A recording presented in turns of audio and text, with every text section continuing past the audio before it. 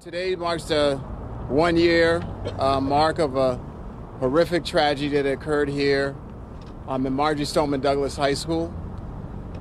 It ripped 17 lives from us, 14 precious young people, 3 employees that were lost in this tragedy.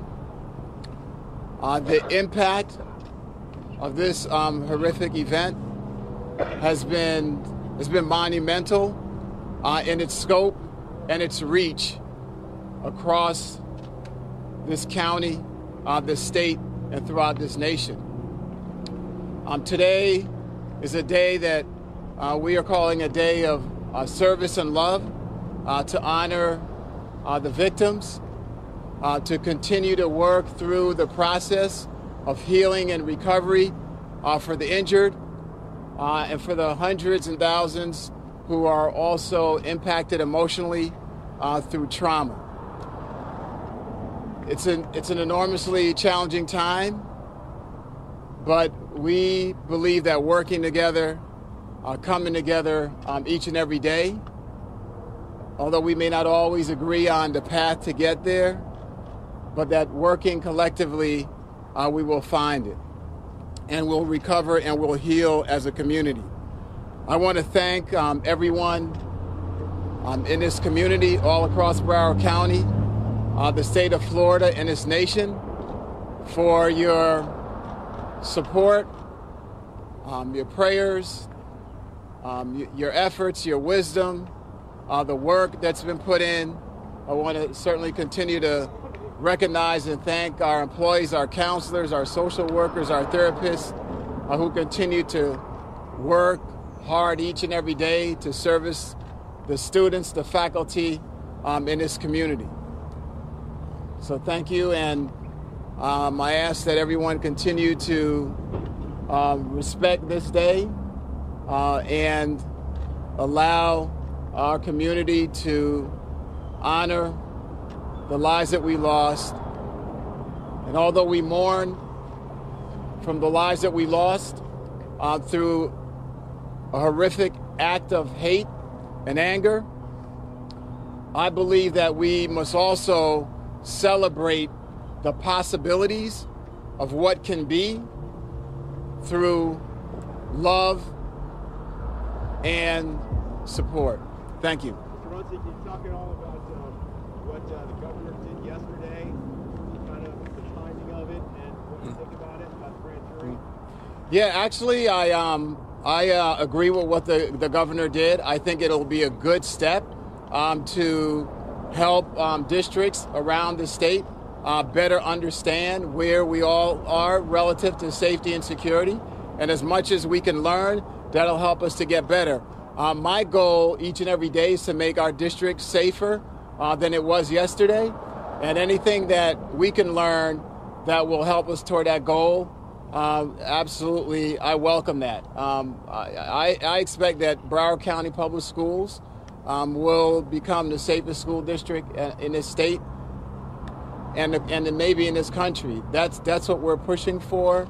I think we have a grand opportunity here to be an example for the rest of the state and the nation.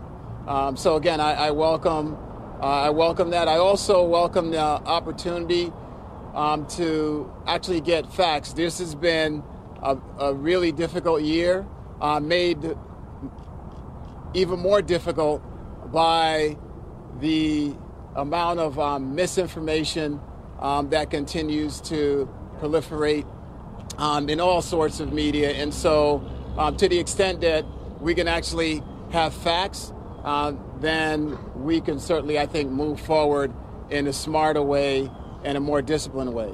Mr. Runcie, what do you say to the criticizers, people who criticize your leaders both before the shooting and after your leadership? What do you say to them? Well, what I would say is that I understand that how difficult this situation is, and there's nothing that we can do as an administration, as a school district, as a leadership team. There's nothing that I can do that will make 17 lives lost or 17 that were injured that will make that okay, that can ever return those lives.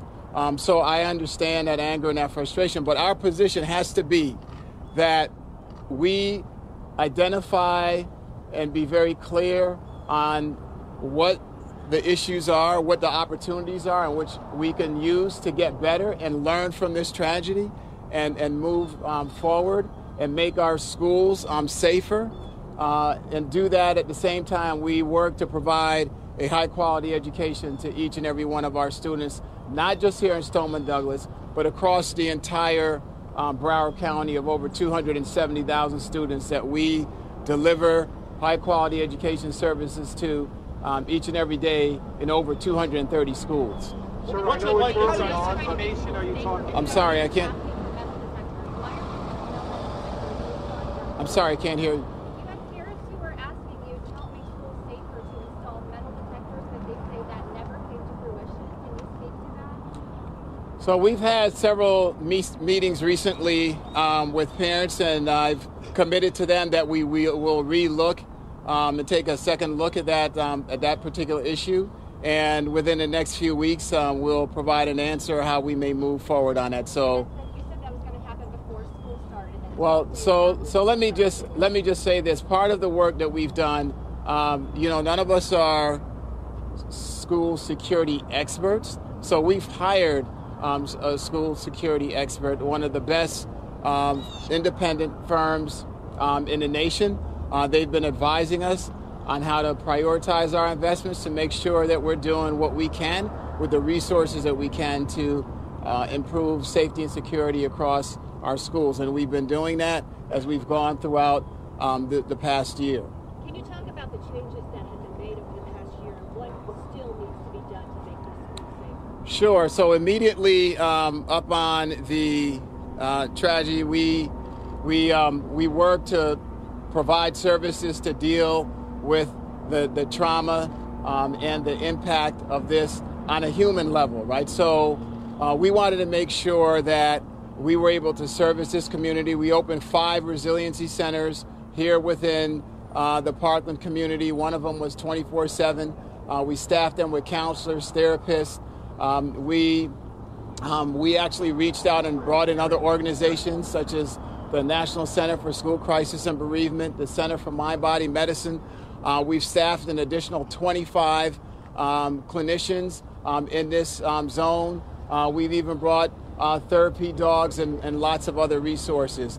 In terms of safety, we've actually been working on safety projects for quite some time. One of the things that we did initially was to make sure that our schools were leveraging the assets that we had. So we made it very clear to our school leaders, our school administrators, that following school safety protocols was an absolute imperative. So ensuring that on all of our school campuses in Broward County, that the gates are locked when school's in session, classroom doors are locked, students, adults, visitors, everyone wears appropriate ID, but just really making sure that we're changing the behavior and culture around security on our campuses. We upgraded our camera systems in Broward County. That's a project that we started about a month before the tragedy. We completed that in June of 2018 and put all of our camera systems under one network. That's over 10,000 cameras in Broward County. We also worked to ensure that we met the goal of having a school resource officer or an armed guardian in every single one of our schools before the start of the school year. We were able to meet that goal. We also took the first phase of a needs assessment that was completed, and the school board in August of 2018 authorized over $30 million to purchase an additional 2,500 cameras, to have more radios for staff to improve communications on our campuses, and also allocated funds to upgrade our intercom systems. And here at Stoneman Douglas, we actually did all of that work over the summer. This is a school campus that's had a single point of entry. We replaced the intercom system and upgraded that here at the school. We added over 100 cameras here at Stoneman Douglas last summer. We replaced the door locking mechanisms on all the doors here as well. So there's been a substantial amount of work. We have doubled the security staff at Stoneman Douglas from 9 to 18. So again, we have done significant amount of work here. We continue to do safety and security enhancements across all our schools in Broward County. That's a work that will continue, and it's an ongoing effort and a top priority for us, again, to make our schools as safe as possible for our students, our families, and our community. Sir, what's the mood inside? It looks like attendance is awfully low. We didn't see a lot of kids. Yeah, attendance is very low today. We have given our students and our families the opportunity to spend the day in a manner in which they wish. There are a variety of opportunities throughout this community and across the county to engage in service and support activities. But attendance is significantly low because we offered that option to students here at Broward, at Stoneman Douglas. Yeah. All right, just one or two. Any of those students or teachers about how they're feeling today? Yeah, I think that every day is a constant challenge and struggle, and you may be fine one moment, the next moment, you're struggling. There's a lot of post-traumatic stress that's here, and for some, it's almost as if the incident occurred yesterday. It's raw and fresh for people. We continue to provide as much support as we possibly can, and again, recognize that it's an ongoing process, and it's very, very difficult for all that's involved, especially the folks that show up at this building on this campus each and every day. Could you speak to the issues in 2013 that you said that were going to be addressed? 2013 was not just about those issues. There was a proposal to actually create a separate taxing body.